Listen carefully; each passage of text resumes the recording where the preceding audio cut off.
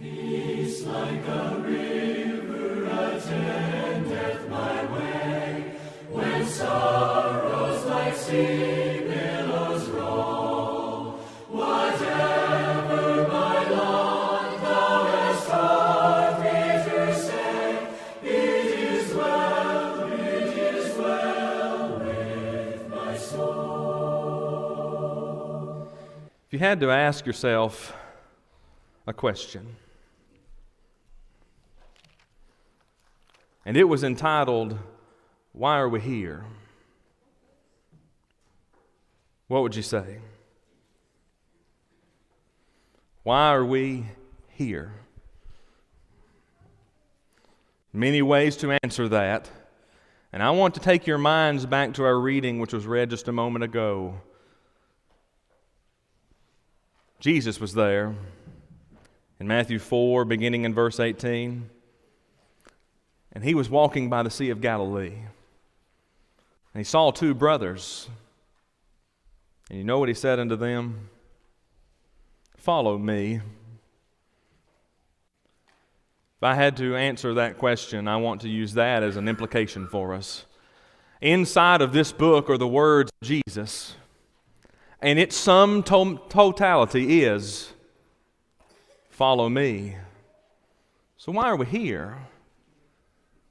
Because we have a Savior that died for us, that made salvation possible for us, and He is saying, "Follow me." If you don't believe that, go check Hebrews 5, 8, and 9 and see. He's looking for people that will obey Him. That tells me we have to follow Him. Now, is that easy? That's the question we need to consider now. Is that easy? Nobody wants to answer that one with a yes. We know that life sometimes can be easy, but we also know life sometimes can be extremely difficult. Maybe that we've lost a loved one recently. We may have found out that some of our family has left the faith. They've left the teachings of Jesus Christ, the teachings that say, "Follow me." We may be considering how our world is viewing this book, and they don't think it's a book worth reading, and that may be hard for us. We may be worried about what people are saying about us as Christians. Well, they're just Christians, they don't mean anything. We may be worried about ourselves because we may be going through temptations and trials, and sometimes we may be failing. Let me ask that question again. Is life easy? We know it's not. But here's the thing we need to center upon. Is life worth it? And I want to tell you it is. Not because we get to live it, not because we're on this earth and we're living in 2015, which has some of the greatest things our world has ever seen. Not because we get to know each other. Not because we live in Tennessee. I think it's the greatest state. Not because we live in Giles County. Not because we're in the United States. But because we have the opportunity to follow Him. Now that brings us to a thought. I need to follow Jesus. I need to follow His words. But life is tough. Where does that leave us? Leaves us with problems, doesn't it? If you had to list 5 problems that exist in our world, what would you say there were, or they are? Many would say this one, lying. We don't talk about lying very often, but it's a problem. We don't talk about what our country's doing to marriage either, do we, very much? We do to a degree, but I don't think we understand the implication that our country is destroying what God instituted for you and me, and that's marriage. Sometimes we forget to talk about this one. Forsaking to be with the Lord's people. We don't see it as a problem right now because we're together. And you may be saying, well, why are you saying this to me? I'm here. You might not be next Sunday. Think about this. Those that won't be here tonight may be those that are here this morning. We can classify it this way. Sin is a problem.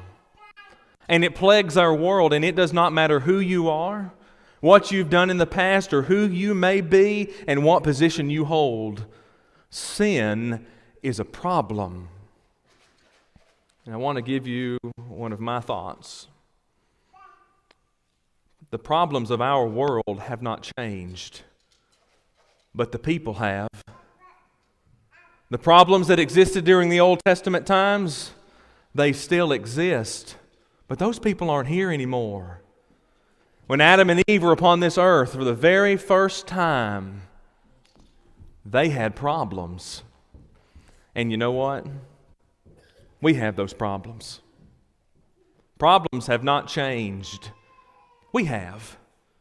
And we are the ones living right now. As we're sitting here breathing and thinking and we can feel our heart beating, we're alive. We're presently at this moment on this side of eternity. But there's going to come a day when we're on the other side of eternity. That's when my life here is over.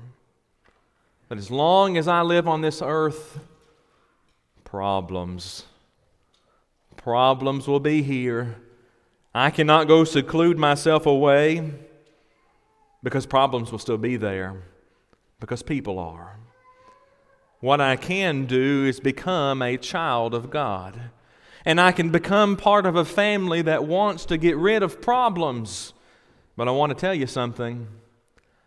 We're still going to have problems. I don't want you thinking this morning that if you become a child of God, or if you are a child of God, you are exempt from sin. It exists. We still may be tempted, and it's real. And I think we need to realize that fact very clearly, because I believe sometimes we think, I'm a Christian, and I'm perfect. I believe there are 3 problems in our world. And that's what I want to quickly discuss. And I believe they all have a root problem that centers around one problem. So 3 main issues that really have one issue at its heart. And I'll tell you what the heart of that issue is when we conclude. Go with me to Esther chapter 3. Esther chapter 3. We need to discuss our first problem. I think the first problem our world has, and the first problem that has infiltrated itself into the Lord's body, is pride. Pride. Now, I'm not talking about the type of pride that was proud of the service team, the young adults, Friday night. I'm proud. I'm proud to be a part of them. I'm proud they're here. I'm proud you're here this morning. That's not the type of pride I'm talking about. Let me give you the overview that gets you to Esther chapter 3. God's people are under the rule of another king. We find his name in verse 1. He's ruling over them. We get down to verse 10. The king wants his queen to come to him. She refuses to do what he says, so he puts her away. He makes a royal decree. I'll have a new queen from my people. Chapter 2. A new queen is sought. We get down to verse 12. Through all the process of finding a queen, we find a woman named Esther. And she's chosen to be the queen. Do you know who she is? She's a woman of God. She's from God's people. She's chosen to be queen. A lot happened to make her queen, and we're not discussing that this morning. Sometimes go back and read Esther chapter 1 to the end of chapter 2 and see what happened. But this queen knows someone named Mordecai. At the end of chapter 2, Mordecai was sitting in the king's gate. He heard 2 of the king's men saying, "We will take the king out. We're tired of him." Mordecai relays this information through Esther. saves the king's life. These two men were hanged for their treason, and Mordecai's name was written in the king's record. I want you to notice right now, he did not get any glory. He did not receive any honor. What he did was right, and what he did was recorded in the king's book, in which could be read back to him later so he could remember the events of what happened in his life. Now we're at chapter 3. There's a man named Haman. And we're going to see his hatred of Mordecai. We could say that our problem here is hatred. That's not the root problem here. It's pride. Look at verse 3. After these things, the king Ahasuerus promote Haman and advance him and set his seat above all the princes that were with him. I want you to notice that this man, who did not save the king's life, was promoted. He's in the top seat. That's something to be proud of. But that's not something to let your pride go to your head. We call it big head syndrome, when you can't get your head out the door. That's Haman. Here he is. He's been puffed up. He's been built up. And you know what? We need to remember, he probably did a really good job, and he probably deserved it. Verse 2. And all the king's servants that were in the king's gate bowed in reverence to Haman, for the king had commanded concerning him. But Mordecai bowed not, nor did him reverence. Pause. Why did he do that? Why did he not bow? I can give you the quickest and shortest answer. The book of Deuteronomy says, do not bow before another man, because God is the only one you bow before. The book of Kings, the book of Samuel, and a few other books in the Old Testament depict people of God bowing in obeisance toward men. Mordecai said, I'm not doing it. He did what God wanted him to do. Keep reading. Then the king's servants which were in the king's gate said unto Mordecai, why transgress thou the king's commandments? Why are you doing this, Mordecai? Remember, these are the people in the gate. These are those that he would have been acquainted with. Notice his answer in verse 4. And it came to pass when they spake daily unto him, he hearkened not unto them, nor told Haman, that they told Haman, to see whether Mordecai's matters would stand, for he had told them he was a Jew. Now notice verse 5. And when Haman saw that Mordecai bowed not, nor did him reverence, then was Haman full of wrath. I want to ask you a question. Why was Haman full of wrath?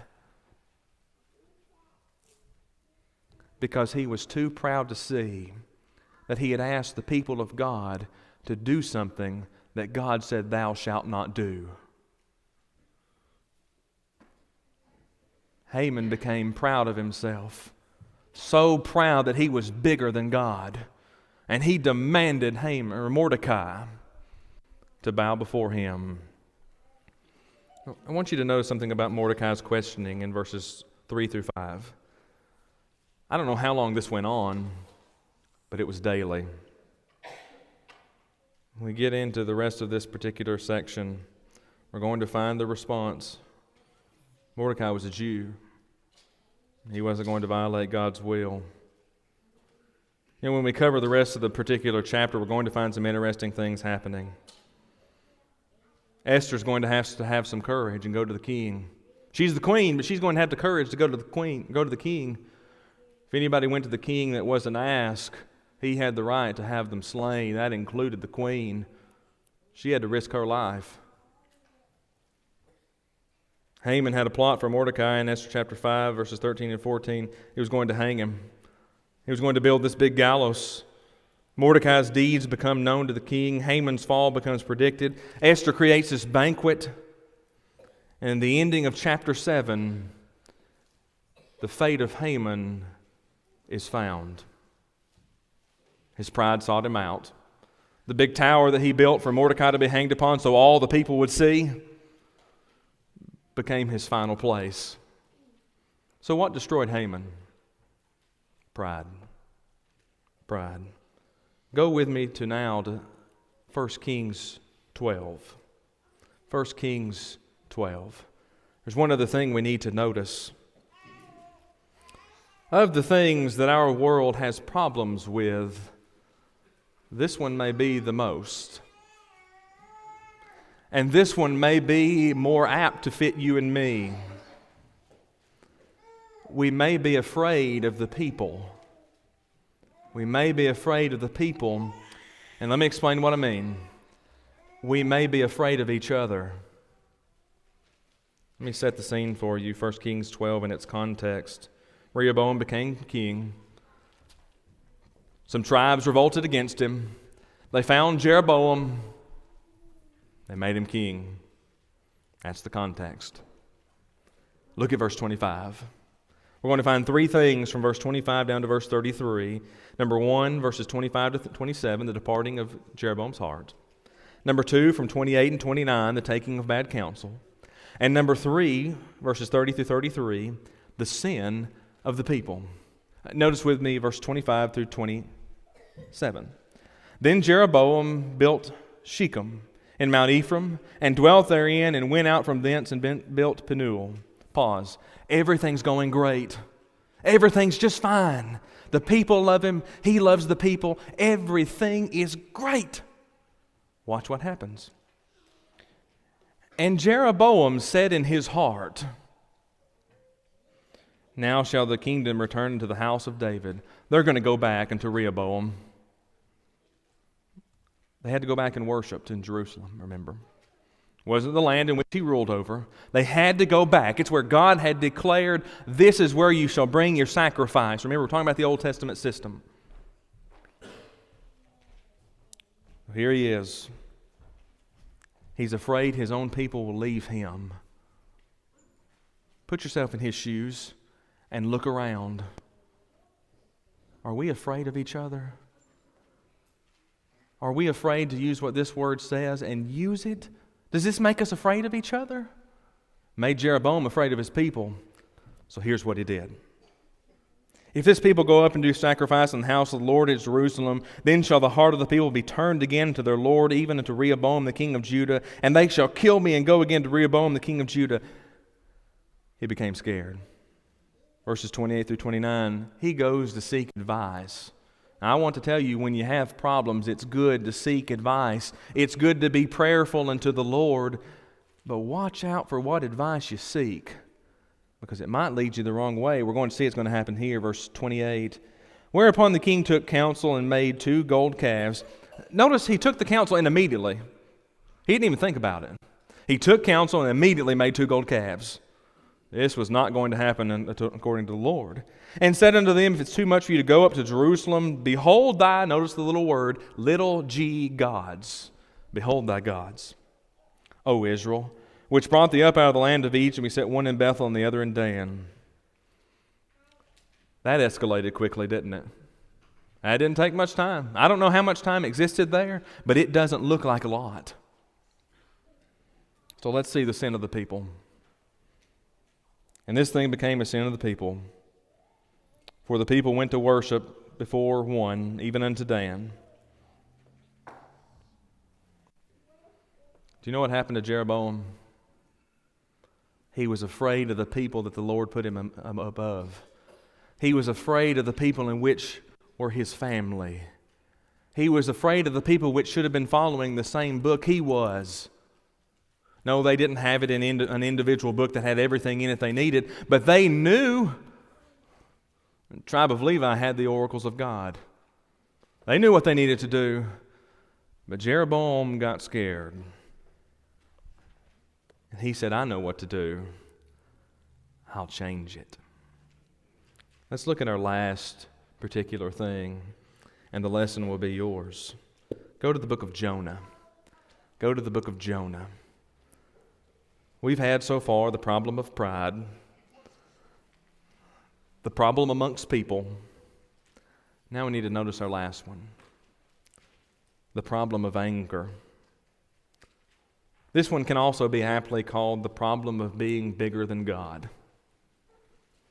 I want us to put ourselves in Jonah's shoes. Nineveh is a place in which is full of sin. Verse 2 tells us it's a great city. It's huge. Probably well fortified. Probably had a great government. Probably was doing all right for itself.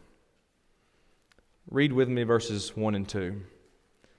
Now the word of the Lord came unto Jonah, the son of Amittai, saying, Arise and go to Nineveh, that great city, and cry against it, for their wickedness has come up before me. I want us to notice something about Jonah. What he needed to do came from the Lord. I don't know if you noticed that in verse 1. Now the word of the Lord came unto Jonah, saying, it wasn't for Jonah to interpret. It told Jonah exactly what he needed to do. The message was very plain. That also tells us the message that Jonah got was very precise. Go to Nineveh and cry out against them. Notice what the Lord called them. That great city. It was worth Jonah's time. Let's put ourselves in Jonah's shoes right now. What are Christians commanded to do? Go ye into all the world. Oh, is it worth our time?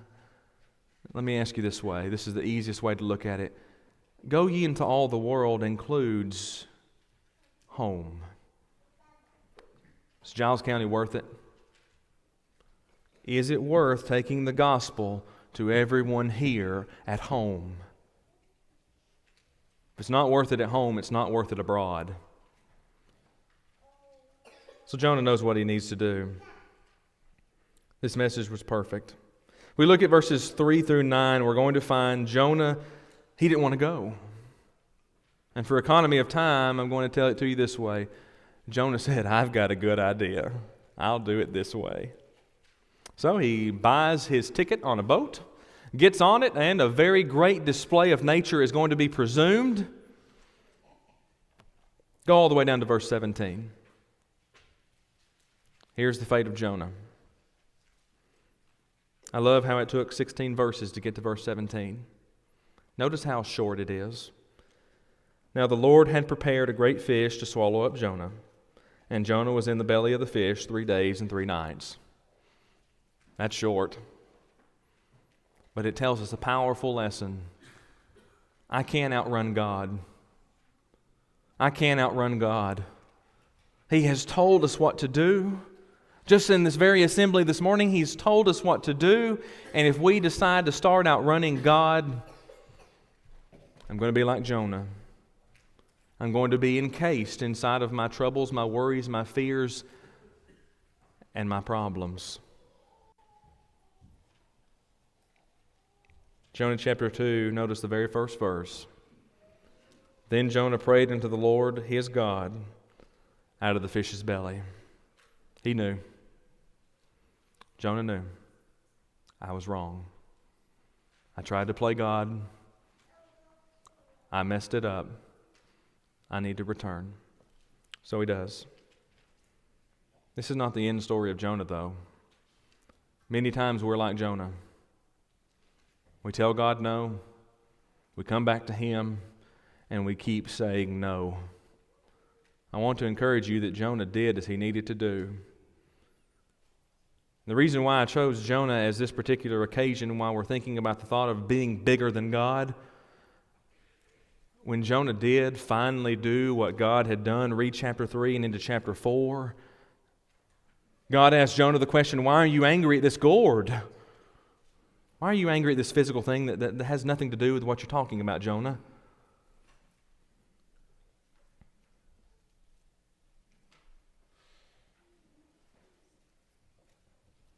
Jonah needs to do what God had commanded him. And we're going to learn when we do what God commands us, great things happen. So I want to summarize everything we've looked at just quickly. Number 1, pride. Number 2, are we scared of others? Number 3, am I full of anger? There are many things that cause anger, many things that cause pride, and many things that cause us to be scared of each other. But I think there's a root problem. And I think I can sum it up with one word, and it's only one letter. I. Not the ones we see from, but I. See, all of these three accounts we've looked at this morning were problems of self. They were I problems. And it caused them to lose their sight. They lost their focus, and they strayed away from God. I'm here this morning to ask us not do that. Let's keep our eyes focused where they need to be. Let's work together. Let's help each other. Let's encourage each other. That means we can do this. That means when we do what God has promised or required of us, great things happen. That means when we do what God has commanded of us, we are doing as the Lord has said. That means when we do what God has told us, we are storing up for ourselves a home in heaven with Him. But when I get in the way, and when I have new ideas, and when I'm worried about everybody else, and when I'm the best person, and when I am better than God, I've lost all my sight. I've forgotten why I'm here, and I've given up my home in eternity. This morning, I do not know where you stand spiritually. I do want to plead with you for just a moment. Two different classifications of people. If you are not a child of God by this book's standard, do you want to be? By hearing His Word? I cannot tell you anything that will make you become a child of God except it's in this book. Do you want to hear His Word? Do you believe it? Do you repent of your past sins? Do you want to confess His sweet name this morning? And do you want to be baptized, immersed with Him to come in contact with His blood so you can be made free of self? Do you want to do that this morning? I assure you, water is ready. It's provided. It's here. It's waiting on you. Classification number 2. If you are a child of God this morning, and you find yourself in a position where you are thinking, where you know, where you're assured, I am not in a right relationship with God, I want to encourage you with these words. We've been there too. But the only way to make that right is to make it right with God. He is the one that cleansed you from your sins the first time, and He is the one that can wipe them away again, but you can't do it on your own. This morning, if you need to become a child of God, or you need to make your life right with God, why don't you do so as together we stand and sing? When peace like a river attendeth my way, when sorrows like sea